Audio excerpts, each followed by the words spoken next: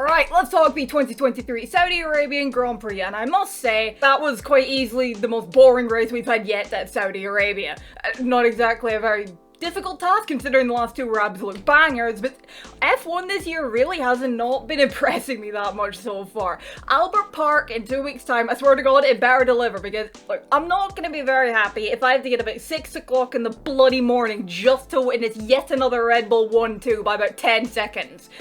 They have a good car, but I'm just saying. Be sure to let me know your thoughts on the race weekend. What were your thoughts on it? What would you rate the race out of 10? I'll be getting into my rating of it a little bit later in the video. And be sure to leave a like if you enjoyed the video and subscribe if you haven't already for more Formula 1 content from me. But let's get into my thoughts on the weekend. I want to start this off by first of all kind of mentioning a bit of the good. Oscar Piastri, mega effort from him in qualifying. That McLaren is not a very good car right now. I said it before and I'll say it again. Daniel Ricciardo is probably fucking laughing right now because he doesn't have to drive that shitbox of a car, but he dragged it into Q3 in only his second F1 race. A track like Jeddah, which is not the easiest of circuits, and this after being out of a seat for a year. Bloody good effort from him. Probably about the only good thing for McLaren this weekend, because it doesn't just rain for McLaren right now, but it pours. And on Q3, I also just want to mention, that was a cracking lap from Leclerc at the end of Q3. It didn't get pulled, of course he had that 10th place grid penalty, but he got P2 on the timing tower in qualifying. He started P12, but regardless, penalty aside, that P2 lap in Q3 was absolutely cracking. And while we're talking about drivers starting out of position, Max Verstappen, I will say I think I might have jinxed him in qualifying, because after FP3, he led all 3 practice sessions. After FP3, I tweeted, I was like, okay, so should we just congratulate Verstappen on pole position now, or... And of course, we all know what happened. Q2, drive shaft failure. He started P15. I mean, he still finished P2, so I suppose in the end it didn't make too much of a difference. It was still like, it was yes another Red Bull 1-2 with Checo P1. He really is a street track specialist of Verstappen P2. It was the exact same podium as we had in Bahrain. Checo, Max, and then Fernando.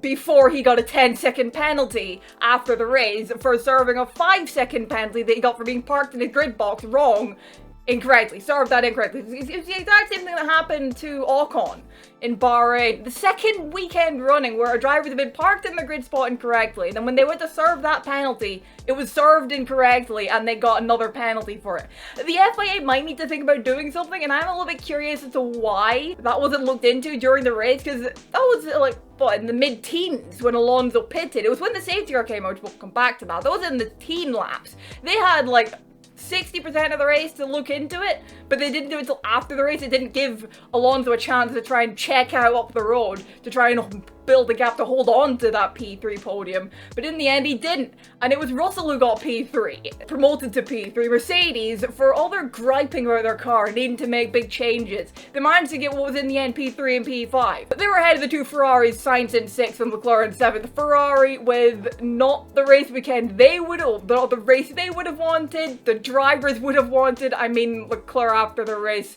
didn't seem very happy on the radio. Post-race he was silent, doesn't seem very happy in interviews, and he also got a little annoyed on the radio during the race as well, it must be said. And not the race any of us Ferrari fans would have wanted either. They have work to do. They have a lot of work to do to get themselves back up to fighting at fighting with Red Bull, really. That much cannot be denied. Because today they just didn't have the pace. On the hard tires especially. At the beginning of the race it wasn't quite so bad. Leclerc made up quite a few positions on the softs, and they had a really good pit stop as well. But then of course things just kind of unraveled on the hard tires. They didn't have the pace on the hards. Maybe Leclerc could have caught Mercedes if Ferrari had done a driver swap, a car swap, which that was suggested to Sainz, but then he apparently didn't want to and wanted to try and get the DRS. Of course he didn't. Nothing changed. But of course that's just one of those what-if things. Well, I do like that Frederick Vasseur isn't beating around the bush and isn't making any excuses, and he's basically just said that he's very clearly stated that Ferrari are behind and it's up to the team to understand why and to work on it. And of course they also got fucked over by the safety car. Which was a little bit inevitable at a track like Jeddah. We usually always get a safety car there. But it was for Lance Stroll stopping, of course, and that did not need to be a safety car. Let's be real on that. That did not need to be a safety car. He parked it in a sensible place. race. It was out of the way, VSE at most. The safety car really ruined the race, I think. No, I'm not just salty about the safety car coming out because I'm a Ferrari fan, more specifically a Leclerc fan, and he just pitted the lap before it came out. Like, as I said, did not need to be a full safety car, and that safety car, I think, kind of ruined the race a little bit. Alpine also kind of turned up this weekend. They were kind of a bit more quiet in Bahrain, but then they were really good in practice here at Jeddah this weekend, and in the race it was, what, P8, P9 for them? Not so bad for them, and they've kind of just turned up, they turned up a little bit. I remember one point this weekend, I think it was maybe this weekend or leading up to the race or something, one of the pundits had said, oh, there doesn't need to be a clear back marker this year, but no, I think there is a clear back marker. It's McLaren at the moment. And just a quick line on Logan Sargent, gotta feel for him in qualifying, because he'd done a pretty decent lap, but of course that got deleted, then he couldn't get another lap on the board. And I think that first lap he'd set was good enough, would have been good enough for Q2, I think. Don't exactly quote me on that, I can't quite remember. But I think it would have been good enough for Q2, and it was because he lost the lap time because he touched the white line on the pit entry when he was closing off his lap. So, pretty harsh, but I mean, that's racing, I suppose, to end up with. And on Williams, I'm still a bit baffled as to why Alex Albon didn't box right away when he first said that he had brake problems. Because he said he had a problem with the brakes, or a brake failure, and then he'd gone past the pit entry. Why didn't he just box? And at that point in time, he was already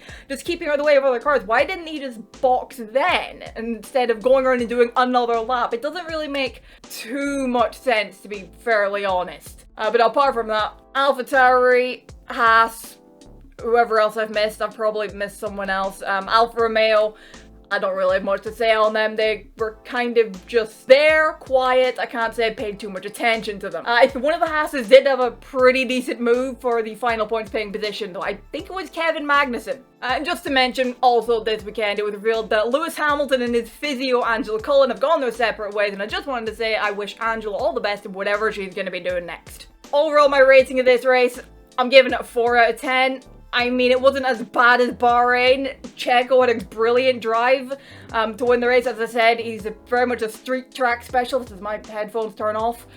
It was a great comeback from Max.